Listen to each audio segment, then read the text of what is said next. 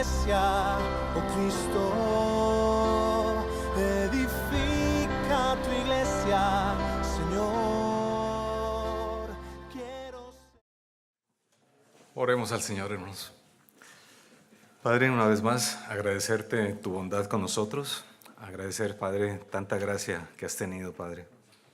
Te alabamos por ello. Nos inclinamos ante ti con reverencia, con respeto, delante de tu palabra, rogando, Señor, que tu Espíritu nos hable, trate con nosotros, con nuestras necesidades, sabiendo, Señor, que tú estás mucho más interesado que nosotros mismos, Señor, por tu grey, por tu iglesia. Así, Señor, entonces háblanos en esta tarde. Te lo rogamos en Cristo. Amén.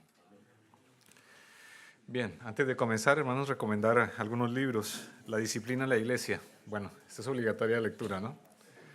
Lo tenéis en PDF, pero también está en físico, allí en la mesa, para que lo tengáis. La disciplina en la iglesia. Habíamos recomendado algunos capítulos. Seguro ya lo han leído para hacer el resumen, ¿no? que debían hacer el texto que debían componer.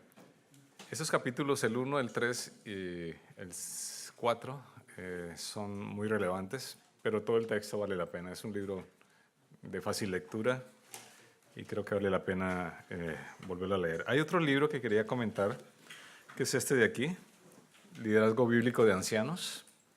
Sí, este es un poco menos conocido, pero es muy buen libro, de Alexander Strauch. Sí, Liderazgo Bíblico de Ancianos, lo recomiendo también. Este es de Dime, Editorial Dime. Está en la librería ABA, se consigue. También Neymar tiene otro libro de ancianos. No lo vi en la mesa, pero está disponible, ¿no? El de ancianos. Por si alguien quiere. Está en PDF también. Vale. Bien, son temas importantes porque están todos correlacionados. O sea, ustedes han visto aquí, mientras estamos haciendo las presentaciones, que los temas se van encajando uno con otro, ¿no? No son temas aislados. Entonces vale la pena ir hablando de estos recursos que tenemos disponibles para continuar avanzando en el papel que el Señor nos ha delegado. Ahora vamos a hablar justamente de disciplina y pluralidad de ancianos. Realmente deberían ser dos conferencias independientes, ¿no? Pero vamos a tratar de encajar los dos temas. La disciplina en la iglesia, un tema del que poco nos gusta hablar, ¿no? Sí, un tema difícil, un tema que intentamos evitar, porque están implicados elementos emocionales, evidentemente, además de los espirituales, y además algunos elementos conceptuales que muchas veces desconocemos, ¿no? Entonces yo creo que esta conjunción de desconocimiento y de emociones y de la palabra nos dan cierto reparo a la hora de enfrentar las dificultades a través de la disciplina eclesial. La gente no está acostumbrada a la idea de rendir cuentas por su pecado. Esto agrava un poco la situación, ¿no? No estamos acostumbrados a rendir cuentas por nuestro pecado. Hay dudas en ciertos casos si la disciplina es la mejor acción en un determinado momento. ¿Qué hacemos, no? Siempre tenemos esa duda. No hay certeza de haber agotado todas las instancias posibles y de poder entender al agraviante para poder decidir una disciplina. También podemos encontrarnos que la persona puede malentender completamente lo que significa la disciplina y reaccionar de una manera indebida, ¿no?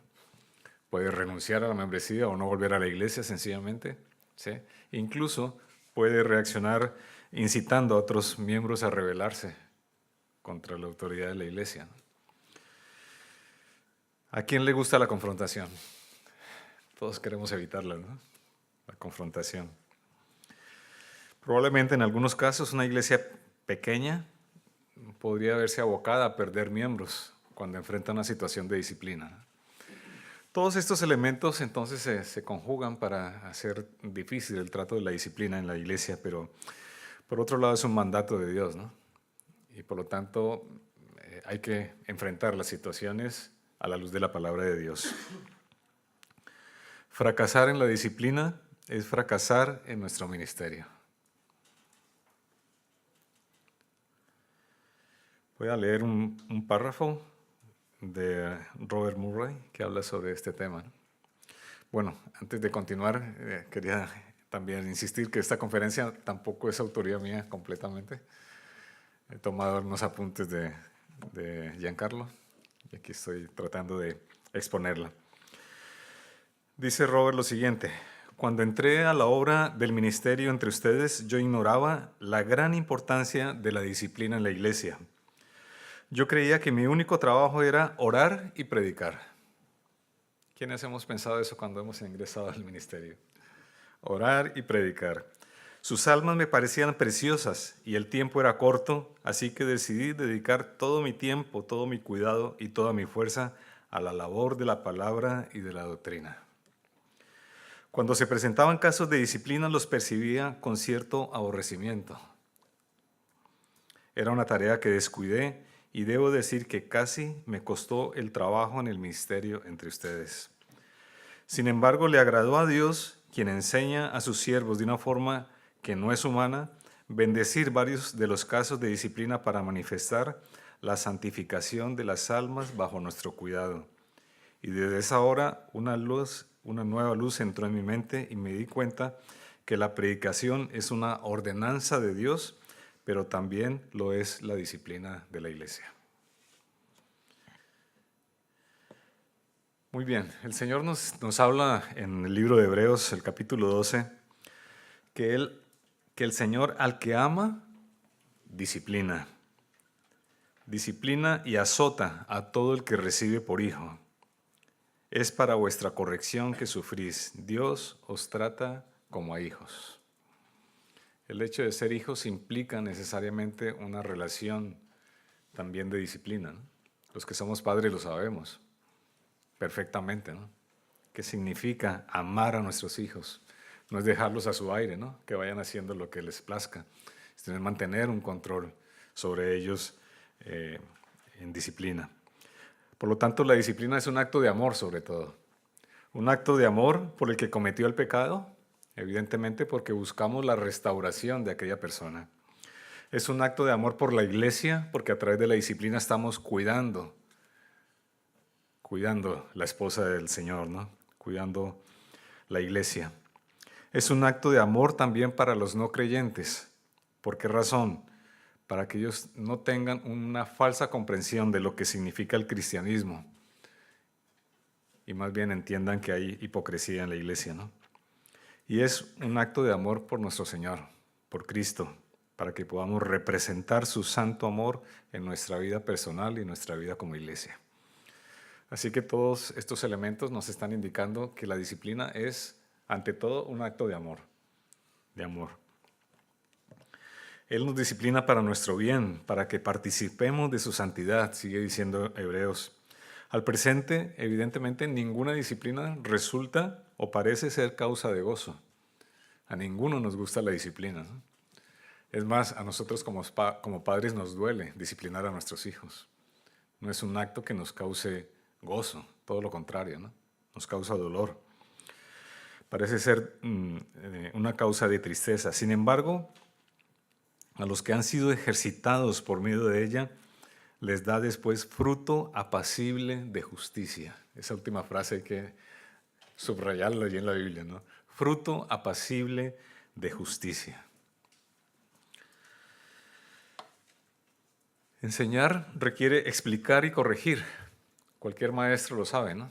Explicar matemáticas, explicar biología, significa justamente, o enseñar significa explicar y corregir los errores. El doctor requiere fomentar la salud, pero también necesita combatir la enfermedad. Asimismo nosotros, al ser discípulos del Señor, estamos promoviendo la santidad y a la vez combatiendo el pecado. Los dos elementos no pueden separarse. Promover la santidad y combatir el pecado. Vamos a ver entonces 12 pasos relacionados con este tema de la disciplina y los he agrupado en 4 aspectos. Primero, ¿qué hacer antes de la disciplina? Es un primer grupo de estos pasos.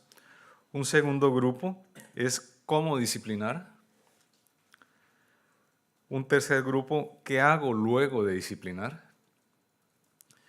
Y un cuarto punto, un cuarto grupo que lo he titulado ¿y al alcalde quién lo ronda? Bien. Vamos con la primera parte, antes de disciplinar.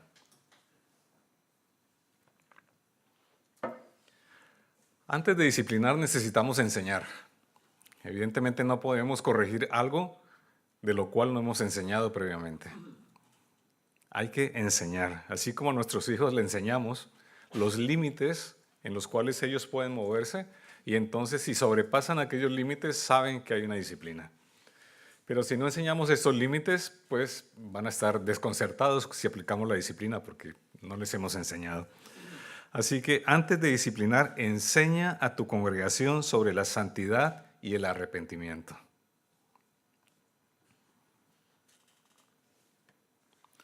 Si realmente queremos que la disciplina tenga un sentido vital para la iglesia, hemos de enseñar qué significa el Evangelio, qué significa ser cristiano, qué significa la santidad de Dios, qué significa nuestra condición delante de la santidad de Dios.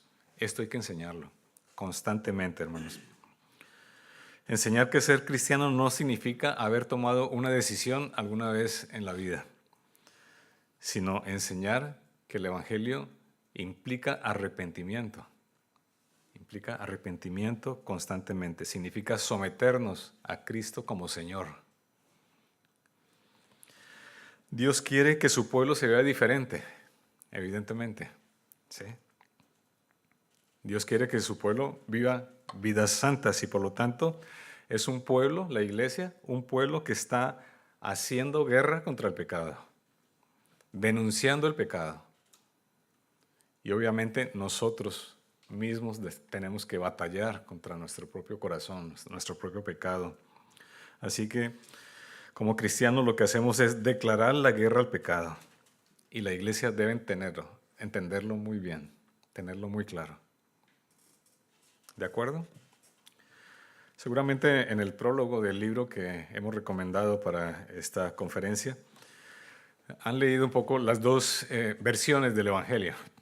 Si la recuerdan, ¿no? Las dos versiones. Aquella versión que se parece mucho, pero que no es el Evangelio completo, que nos habla solamente de una parte del Evangelio. Pero cuando leemos la segunda versión del Evangelio entendemos que allí se está hablando efectivamente del amor del Señor, se está hablando del sacrificio de Cristo, pero sacrificio necesario por una razón, porque es que somos pecadores. Entonces hay que anunciar el Evangelio completo, ¿no? Y según la versión que entendamos del Evangelio vamos a comprender lo que significa la disciplina, lo que significa el vivir en santidad, lo que significa hacer guerra constantemente contra el pecado. Por eso el púlpito tiene que estar abierto al Evangelio completo, anunciándolo completamente y no decapitando ese elemento tan importante como es la santidad y nuestra condición de pecado. Así que, hermanos, antes de la disciplina enseñemos qué significa la santidad, qué significa el arrepentimiento. Antes de disciplinar, enseñemos a la congregación sobre la membresía. Aquí no voy a repetir lo que ya hemos hablado, lo que Javier expuso, lo que David también habló esta mañana. Enseñar sobre la membresía. Es evidente que una iglesia no va a entender lo que significa la disciplina si no tiene claro quiénes están dentro de la iglesia y quiénes no están dentro de la iglesia. Por lo tanto, es muy relevante enseñar lo que significa la membresía, enseñar que ser miembro de la iglesia no significa ser miembro de un club al cual yo pago una cuota anual para pertenecer a ese club y hago lo que quiero, ¿no? Me sirven, me atienden y ya está. No, ser miembro de la iglesia es otra cosa. Implica unas responsabilidades, una obligación delante de los demás miembros y delante del Señor sobre todo. Porque pertenecemos a la ciudadanía de un reino. Y el rey es Jesucristo. Y Él es santo. Y exige santidad de parte nuestra, ¿no? Bien, entonces hay que insistir en esto, ¿no? En lo que significa la membresía. No voy a decir nada más al respecto porque ya está claro. Tercer punto, antes de disciplinar, enseña a tu congregación sobre la disciplina. Suena redundante, pero no hay que enseñar sobre la disciplina. No es redundante. Usa todos tus sermones, todas tus clases de escuela dominical, todas las reuniones en casa para seguir insistiendo, hermanos, en la santidad, para seguir insistiendo en el arrepentimiento, para seguir insistiendo en el evangelio completo. Enseña entonces sobre Mateo 18. Si tu hermano peca contra ti, ve y repréndelo a solas. Si no, tenlo como gentil y recaudador de impuestos al final del texto bíblico. Enseña sobre Tito 3. Al hombre que cause divisiones después de la primera y segunda amonestación, deséchalo. Enseña sobre 1 Corintios 5. Si oye que entre vosotros hay inmoralidad, entregad a ese tal a Satanás para la destrucción de su carne. Pero además de estos pasajes, hermanos, tengamos en cuenta siempre que preparamos un sermón, pensar qué aplicaciones tiene esto para la santidad de la iglesia. Y subrayar esa aplicación, tenerla muy en cuenta, enseñar sobre esa aplicación. Debes enseñar sobre la disciplina de la iglesia al aplicar en todos tus sermones lo que significa eso, la santidad. Dejar de pecar para la gloria del Señor. ¿Qué significa para nosotros el llamado de Pedro a ser santos? Porque Él es santo. ¿Qué significa la dieta especial que Dios estableció para su pueblo ahí en Levítico? Sino que hay diferencia entre el pueblo de Dios y el que no es pueblo de Dios. ¿Qué significa la separación que ordenó Nehemías después de regresar a restablecer el pueblo allí en Jerusalén? Esa línea de separación, ¿no? Con las esposas impías con las cuales se habían casado. No se trata solamente de una aplicación individual, sino de una aplicación colectiva como iglesia, como cuerpo del Señor. Así que enseñemos a la congregación esto de la disciplina. No es realmente una acción de venganza, sino todo lo contrario. Es una acción de rescate. Queremos rescatar al hermano. No queremos hundirlo más en el agua, sino sacarlo de allí, ¿no? Esa es la intención de la disciplina. Sí, no es ponerle el pie allí para mantenerlo sumergido en el agua, ¿no? Es tenderle la mano. Sal de allí, hermano. Nuestro deseo final es que esa persona se arrepienta y venga a los pies del Señor con esa actitud de arrepentimiento y sea restaurada entonces para la iglesia. Cuarto punto. Antes de disciplinar, asegúrate de formar una cultura de disciplina. Necesitamos fomentar una cultura de disciplina de la iglesia, que la gente aprenda a dar y recibir crítica y corrección piadosas.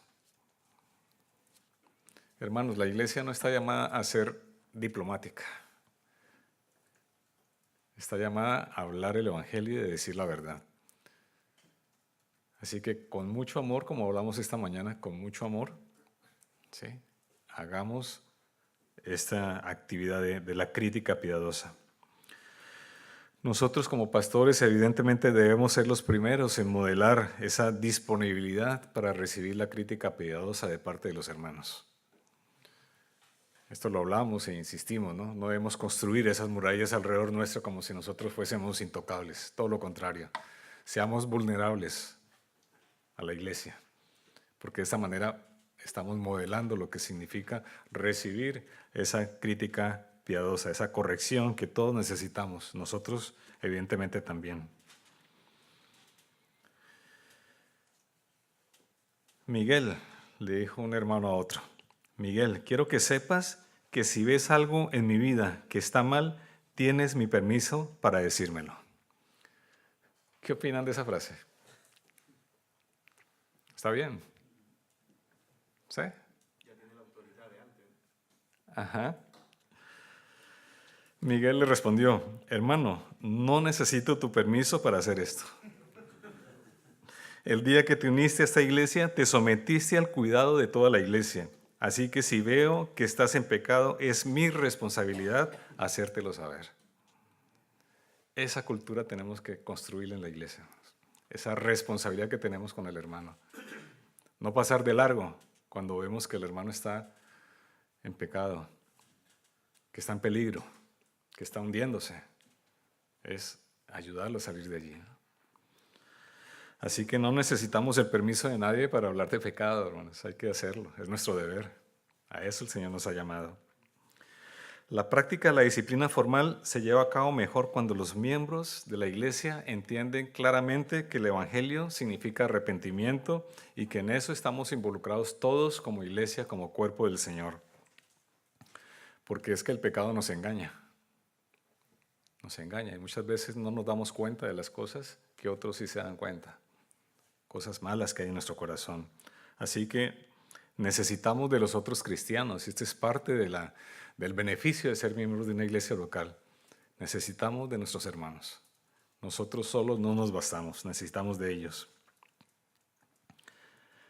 Quinto punto, antes de disciplinar, asegúrate de tener en orden tus estatutos y tus fundamentos legales. A ver, esto suena un poco materialista, pero es importante, hermanos. Es importante. Necesitas hacerle saber a los miembros de tu iglesia a lo que se están comprometiendo cuando se hacen parte de la membresía de la iglesia. Esto tiene que quedar absolutamente claro, diáfano, transparente. Ellos necesitan conocer la declaración de fe de la iglesia para saber qué les espera en la iglesia. No seamos ingenuos de pensar que aquel hermano nunca va a evidenciar ningún pecado. Todos estamos susceptibles de evidenciar ese pecado, ¿no? Así que necesitamos, antes de todo, en ese proceso de la membresía, informar a los hermanos en qué se están metiendo. Sí, esto es importante. Necesitan saber cómo se supone que deben vivir en comunidad de la iglesia. ¿Qué significa eso de ser miembros de la iglesia? Tienen que saberlo con claridad y eso tiene que estar establecido en los fundamentos legales de la iglesia. Necesitas tener entonces tus documentos en orden. Esto nos evitará muchos líos en el futuro.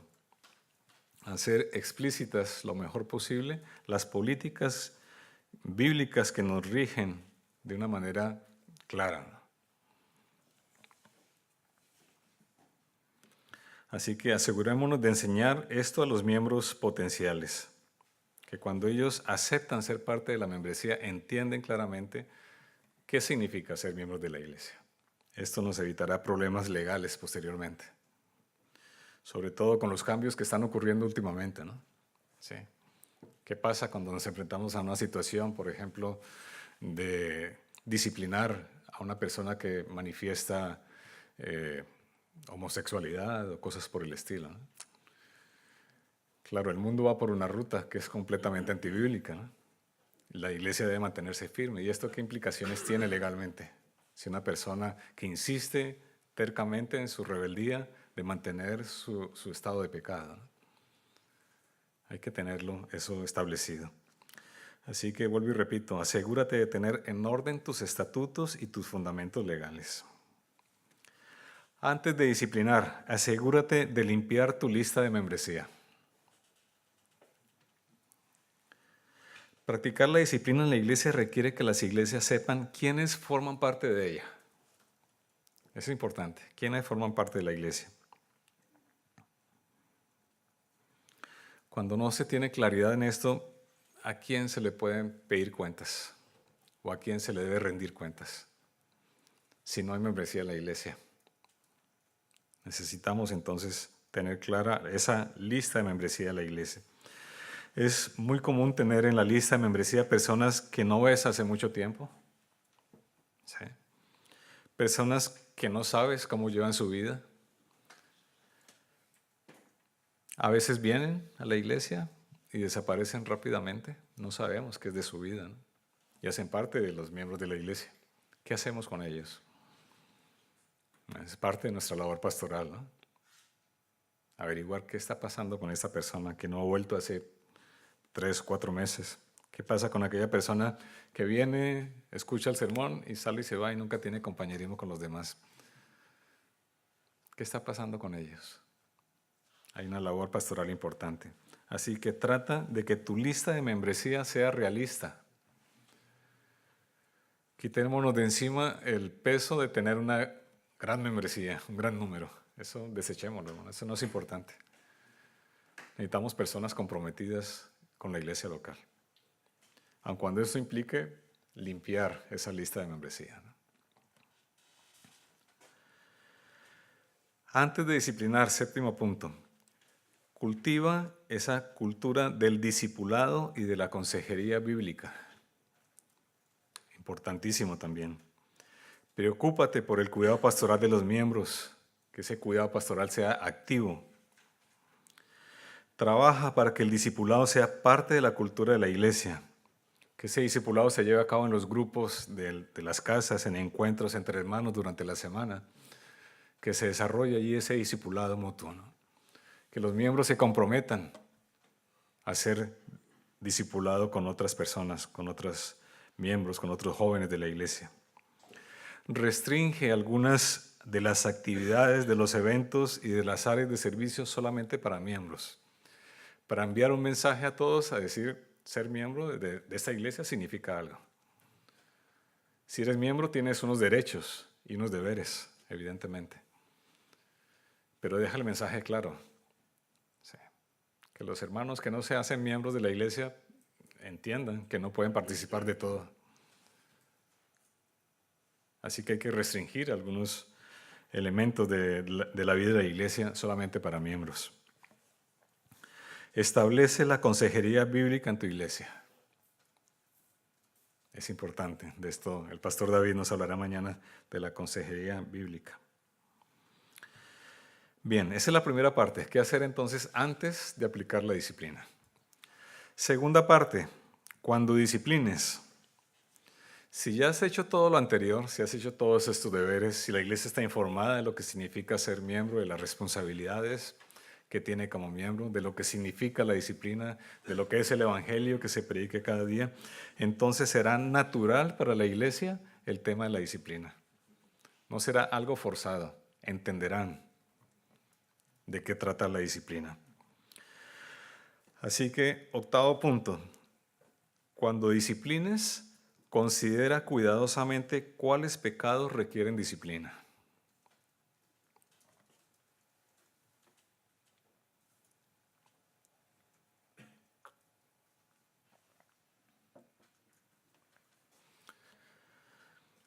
La disciplina formal de la iglesia es requerida en casos de pecados externos o visibles, pecados serios o graves y pecados sin arrepentimiento. 3 elementos clave, ¿no? Pecados visibles, pecados graves y pecados sin arrepentimiento. 3 elementos claves, ¿no? El pecado, evidentemente, cuando se disciplina, tiene que haberse manifestado externamente, ser visible. Debe ser un pecado evidente, que se pueda ver, que se pueda escuchar. No podemos disciplinar a alguien porque se sospecha que vive tal situación, ¿no? Que se sospecha que es avaro, que es orgulloso. Si no, la iglesia entera estaría en disciplina, ¿no? No podemos disciplinar por sospecha. Antes de disciplinar, esa avaricia tiene que evidenciarse a través de qué sé yo, del fraude, del robo. Entonces allí se evidencia esa avaricia que hay en el corazón. Y ese pecado es visible. Un pecado debe ser grave, ser serio. Por ejemplo, yo puedo observar a un hermano que exagera en las historias que cuenta. Pero a este hermano no lo podemos disciplinar, ¿no? Yo puedo hablar con él y decirle, hermano, mira, estás yendo un poco más de la cuenta y exagerando tus historias. Modérate un poco en lo que dices. ¿Sí? Pero dudo que esto sea un motivo para hacer una disciplina formal de la iglesia, ¿no? La disciplina formal de la iglesia es la acción apropiada cuando hay pecados sin arrepentimiento. La persona involucrada, aun cuando recibe la exhortación, aun cuando es animada a arrepentirse, insiste tercamente en mantenerse en ese pecado, en esa rebeldía, ¿no? Entonces, esta persona evidentemente debe ser disciplinada, ¿eh? Rehúsa abandonar el pecado, y esa insistencia en mantenerse el pecado lo que está manifestando es que el pecado es un tesoro para él, en vez de ser Cristo.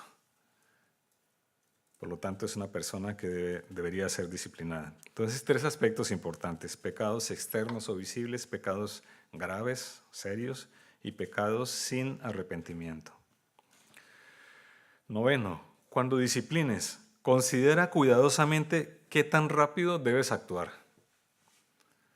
Otro elemento importante, ¿no? Diferentes pecadores requieren diferentes estrategias. No es solamente la naturaleza misma del pecado, sino la naturaleza del pecador. A veces el proceso requiere ir muy lentamente, ¿no? Muy despacio. Sobre todo cuando la persona manifiesta alguna intención, al menos de arrepentirse, ¿no? De cambiar de actitudes. Entonces allí hay que tener paciencia y ver que el Señor está trabajando en el corazón de aquella persona para llevarlo a ese punto de arrepentirse, ¿no? De venir a sus pies. Dice Pablo: os exhortamos, hermanos, a que amonestéis a los indisciplinados, animéis a los desalentados, sostengáis a los débiles y seáis pacientes para con todos.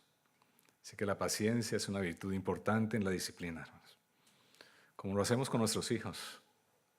Hay que ser pacientes con ellos, ¿no? No podemos esperar cambios inmediatos, ¿no? Hay que darle tiempo que la persona y que el Espíritu trabaje en el corazón de aquella persona, ¿no? Para que cambie. Pero a veces los procesos hay que acelerarlos. ¿Por qué? Porque hay un peligro inminente para la iglesia. Hay un peligro de división en la iglesia y hay que atajar ese peligro inmediatamente. No podemos darnos el lujo de esperar tiempo para que se cause una división en la iglesia y entonces haya un mayor daño para la iglesia.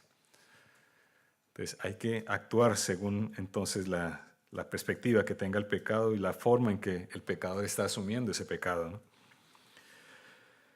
Hay 2 permisos claros en la Biblia para acelerar ese proceso de disciplina. Uno es este que acabo de mencionar, la división en la iglesia. Esto hay que atajarlo inmediatamente. Y aquellos pecados que son increíblemente contrarios a lo que el Señor ha establecido en su palabra. Aquellos que son escandalosos.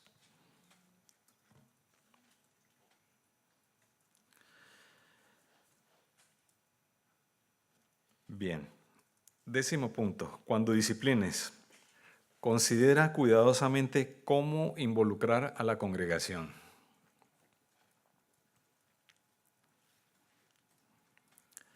De la misma manera que hemos hablado de cómo se involucra la congregación en el proceso de recibir nuevos miembros, también debemos saber cómo involucrar a la congregación en este proceso de excomunión, en este proceso de disciplina, ¿no? Cuando no ha habido resultados después de manejar el tema en los círculos más pequeños, que es una de las claves para hacer esa disciplina, es intentar manejar la situación en el círculo más pequeño posible. Pero si no da resultado allí, ampliamos un poco el círculo, ¿no? Y si finalmente no da resultados aquí, digámoslo a la iglesia. Este hermano lo hemos exhortado, lo hemos animado a que se arrepienta, pero él insiste en su pecado. Así que iglesia, exhortad a este hermano. Y le damos tiempo a la iglesia para que exhorte, para que anime a esta persona a arrepentirse. Le damos tiempo a la iglesia para que ejerza su función como cuidadora también de los otros miembros. Y esperemos que por la gracia del Señor aquella persona reaccione y se arrepienta. Pero si no ocurre, hay que aplicar entonces la excomunión, ¿no? La disciplina en completo. Cuando se practica la disciplina de esta manera, los demás miembros de la iglesia también sabrán lo que significa vivir en pecado. Y esto ayudará también a la iglesia a crecer en santidad. Es un ejercicio también de enseñanza a los demás hermanos. Muy bien. Tercera parte. ¿Voy un poco rápido? ¿O vamos bien? Tercera parte. Después de disciplinar.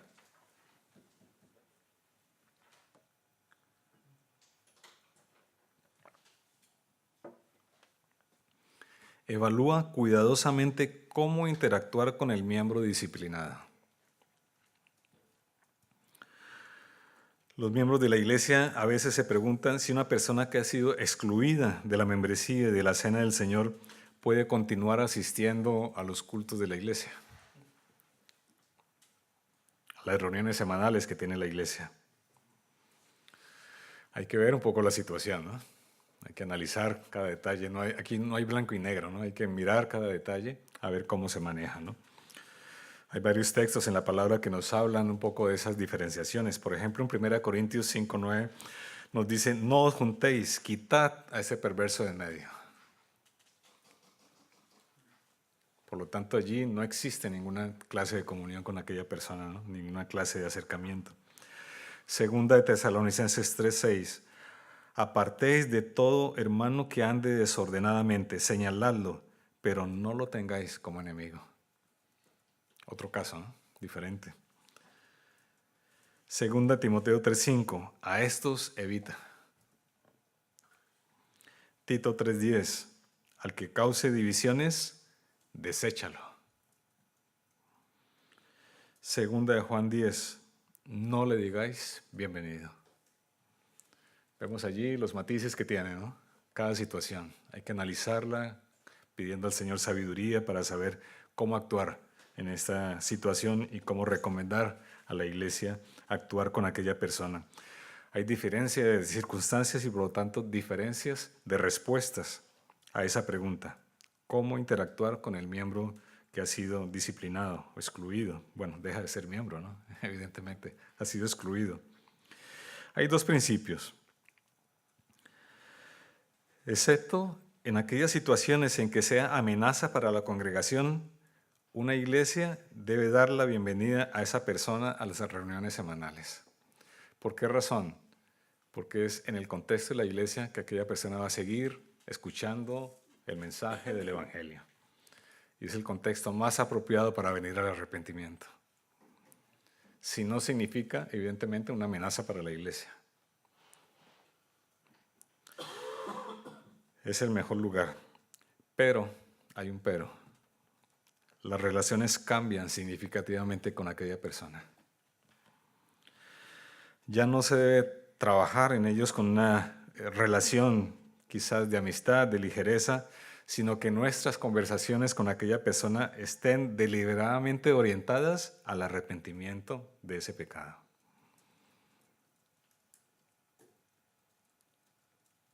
¿Sí? Evidentemente los miembros que son familiares de aquella persona que ha sido excluida por un caso de disciplina deben continuar también cumpliendo sus obligaciones bíblicas en la vida familiar. Un hijo de una persona que ha sido excluida como miembro de la iglesia, ese hijo debe seguir honrando a su padre. No se le ha quitado de encima esa orden de Dios, ¿no? Tiene que seguir honrando a su padre. Es una orden del Señor superior, ¿no? Por lo tanto, los familiares deben seguir cumpliendo eso, pero nosotros como miembros sí debemos tener cuidado de que si aquella persona sigue viniendo a la iglesia, nuestra intencionalidad cuando nos acercamos no es darle una palmadita en la espalda y decirle, bienvenido y ya está. Decirle, hermano, ¿cómo vas con tu pecado? ¿Cómo va tu lucha con esa situación? ¿Te puedo ayudar en algo? ¿Nos podemos encontrar esta semana para orar por ese tema? ¿Te gustaría que fuese a tu casa para visitarte? ¿A leer la palabra juntos? Esa debe ser nuestra actitud frente a aquella persona, buscando que el Señor quiera tocar ese corazón para que venga el arrepentimiento.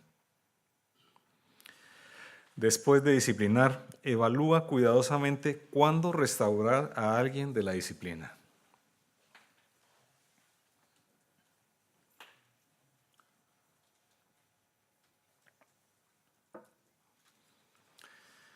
Evidentemente que el objetivo de la disciplina no es echar a la persona de la membresía solamente, ¿no? Es que aquella persona se arrepienta, es restaurarla. Así que la restauración ocurre cuando hay signos de arrepentimiento verdadero. Ahora, ¿cómo vemos ese arrepentimiento verdadero? Pues depende un poco de la naturaleza del pecado. Hay algunos pecados que es claro cuál es ese signo de arrepentimiento que tiene la persona, ¿no? Por ejemplo, un hombre que abandona a su esposa, pues el signo de arrepentimiento es que vuelva con su esposa, que arregle las cosas con ella, que ponga en orden su casa. Es un signo evidente de que hay arrepentimiento en aquella persona, ¿no? Sin embargo, no significa necesariamente que esa persona haya abandonado absolutamente una situación pecaminosa, ¿sí? Significa más bien que aquella persona está haciendo guerra contra ese pecado. Que ya no se cruza de brazos frente a la situación que estaba viviendo. Que si tiene una situación, por ejemplo, de pornografía, por decir algo, que esto le ha causado situaciones en su hogar que lo han llevado, por ejemplo, a la separación de su hogar.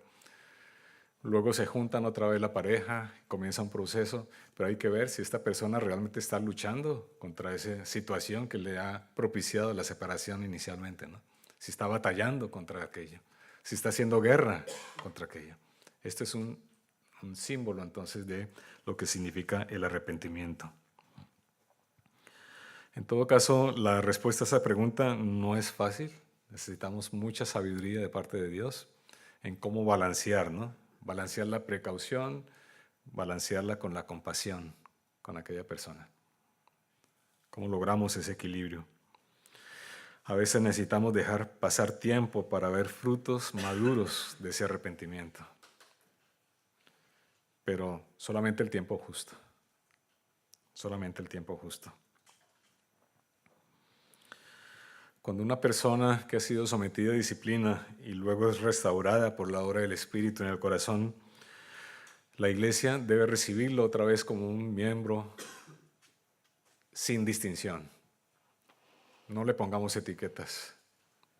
Es difícil, ya lo sé, es difícil dejar de poner etiquetas, pero no debemos distinguirlo de los demás miembros si estamos seguros que aquella persona se ha arrepentido, que el Señor ha trabajado en su corazón y que ha venido en arrepentimiento y ha restaurado su comunión con el Señor y ha solucionado sus problemas.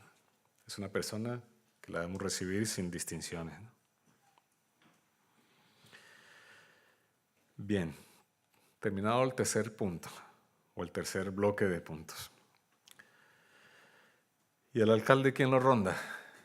Era el último punto. Bueno, aquí abordamos entonces la segunda parte de la conferencia, que va a ser mucho más breve, que tiene que ver con la pluralidad de los ancianos. Por lo que me he podido dar cuenta, por las conversaciones que hemos tenido, creo que todos tienen claro, hermanos, lo que significa el beneficio que hay en la pluralidad de ancianos. Todos entendemos, a mi modo de ver, por lo que he escuchado nuevamente, que entiende que bíblicamente es importante la pluralidad de ancianos o de pastores. Así que no hace falta recabar en los textos bíblicos, es un concepto, vuelvo y repito, bíblico, que se ha descuidado lamentablemente en muchas iglesias, pero que debemos restaurarlo en nuestras congregaciones. La pluralidad de ancianos es muy importante, hermanos. No es necesariamente una posición de alto nivel en una junta abierta para todo el mundo. Debemos cuidarnos siempre que sean ancianos, pastores cualificados bíblicamente, tal como hablábamos esta mañana, que cumplan los requisitos espirituales y morales que la Biblia establece. Deben ser examinados por la iglesia, deben ser establecidos en su cargo por la iglesia, deben obviamente estar dotados por el Espíritu Santo para ejercer su ministerio, deben ser reconocidos, amados y honrados por la iglesia.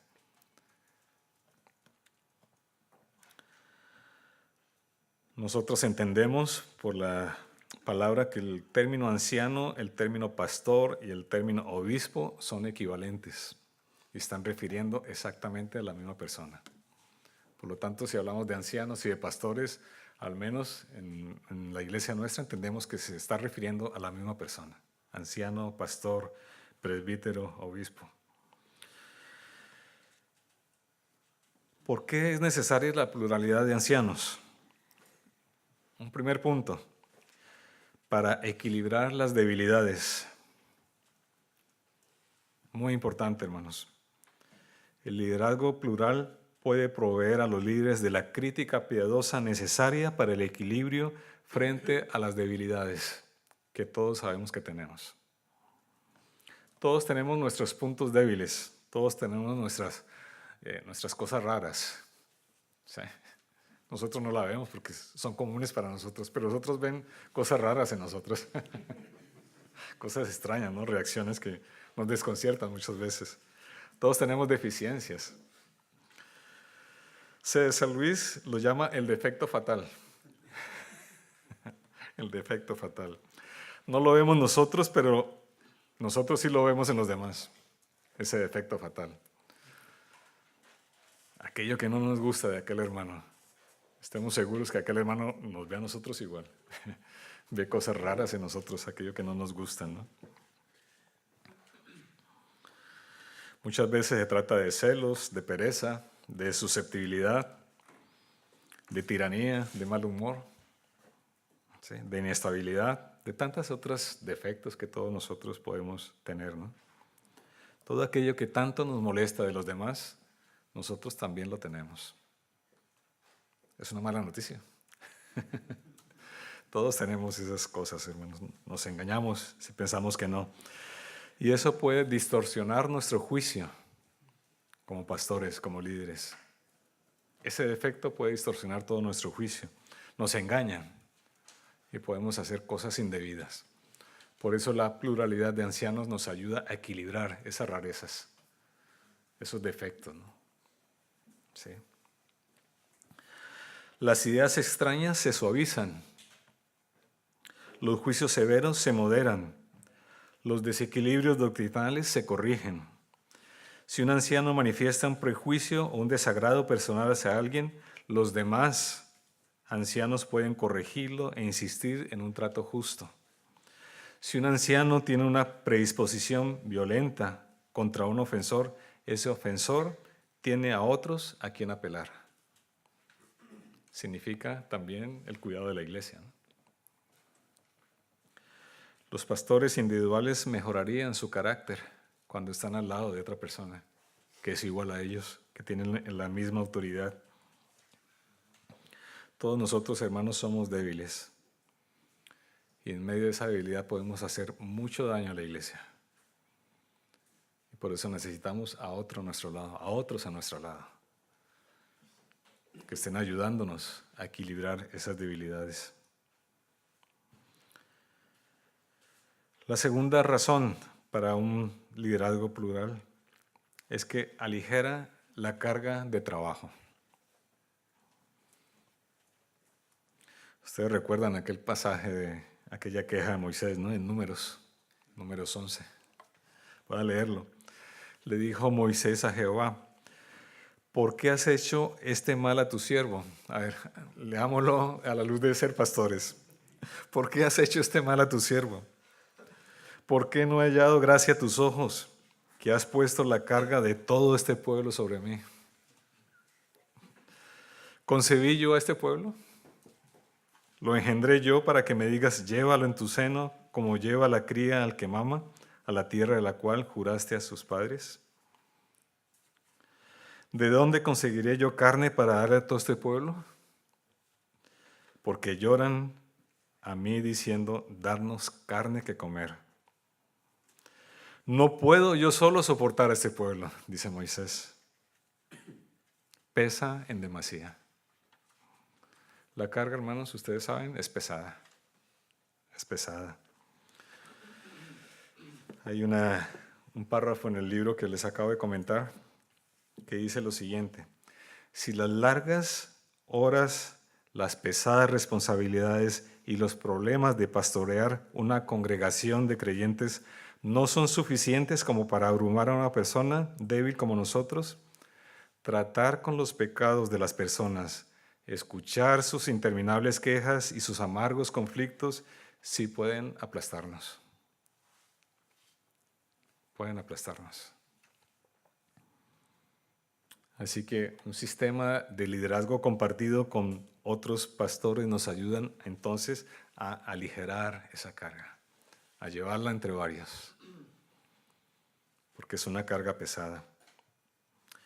Un ministerio compartido entre iguales nos provee a los pastores de otro pastor, que cada uno de nosotros necesitamos un pastor.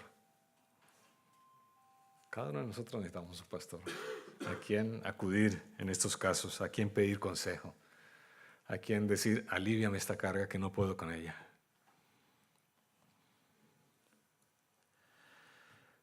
Tercera razón para tener un liderazgo compartido entre iguales, dar cuentas, hermanos.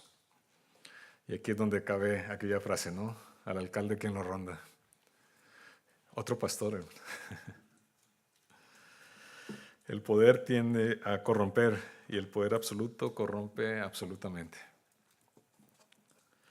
Solo cuando hay una verdadera responsabilidad entre iguales en autoridad y liderazgo hay esperanza de romper con la tendencia del abuso de autoridad pastoral que domina muchas iglesias. Hermanos, nosotros somos susceptibles a volvernos dictadores en nuestras iglesias si estamos solos allí, aislados. Necesitamos compañeros de batalla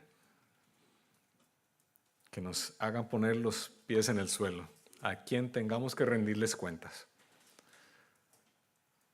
Necesitamos un pastor que nos esté exhortando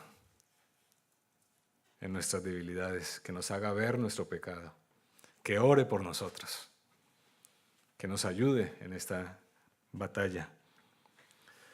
Apacentad la grey de Dios, dice el apóstol Pedro, que está entre vosotros, cuidando de ellas no por fuerza, sino voluntariamente, no por ganancia deshonesta, sino con ánimo pronto, no como teniendo señorío sobre los que están a vuestro cuidado, sino siendo ejemplos de la grey. El liderazgo compartido, hermanos, nos pone freno a nosotros y necesitamos ese freno para nuestro orgullo, nuestra vanidad y el querer hacer el papel de Dios. Los pastores, hermanos, necesitamos urgentemente rendir cuentas.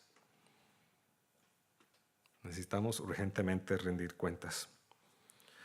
Podemos ser perezosos, podemos ser olvidadizos, podemos ser temerosos, podemos estar muy ocupados y ahí necesitamos otro hermano que nos diga esto para animarnos a continuar adelante. Somos proclives a hacer lo que queremos y no lo que debemos. Aquello que más nos gusta, allí nos vamos, ¿no? Pero quizás no es lo que debamos hacer en ese momento. Necesitamos a alguien que nos diga esto. Yo sé que esto te gusta mucho, pero mira, necesitas hacer esto. Necesitamos entonces la ayuda para orientarnos, reorientar nuestros intereses, nuestras prioridades. Nos gusta evitar las confrontaciones y a veces necesitamos el apoyo de otro para hacer esto de la disciplina, por ejemplo.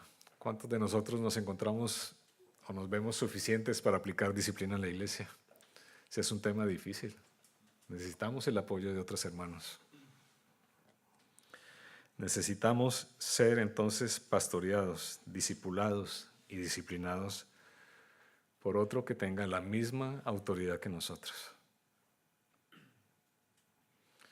Hermanos, esto de la disciplina es importantísimo.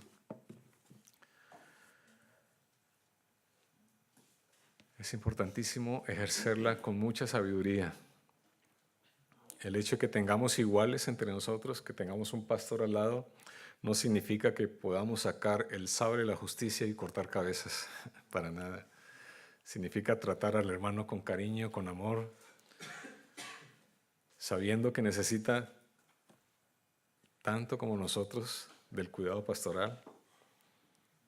Y esa es nuestra función cuando estamos haciendo parte de un equipo pastoral. Y es nuestra función como pastores de una congregación.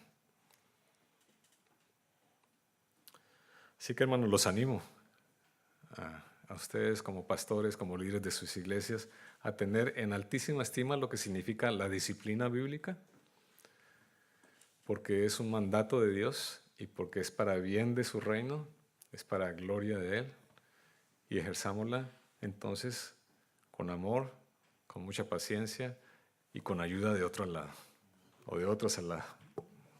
¿Oramos? Padre, somos conscientes que no tenemos las respuestas a todas las situaciones que se presentan en el día a día de la iglesia. Somos conscientes, Padre, que muchas veces nos sentimos abrumados, que nos sentimos incapaces de llevar esas cargas, Padre, como Moisés. Pero Señor, muchas gracias porque podemos acudir a ti, que tú has provisto todo lo que necesitamos, sobre todo la bendición de tener tu Espíritu en nuestros corazones, para guiarnos en sabiduría, para saber actuar en cada situación que se nos presenta. Hay muchas preguntas sin responder, Señor. Danos el entendimiento tuyo para saber cómo actuar. Ayúdanos, Señor, a tener personas a nuestro lado, iguales, que nos ayuden a caminar en este camino en el cual tú nos has puesto. Y gracias, Señor, por toda tu bondad y porque podemos acudir a ti, el dueño de la iglesia. En Cristo, amén.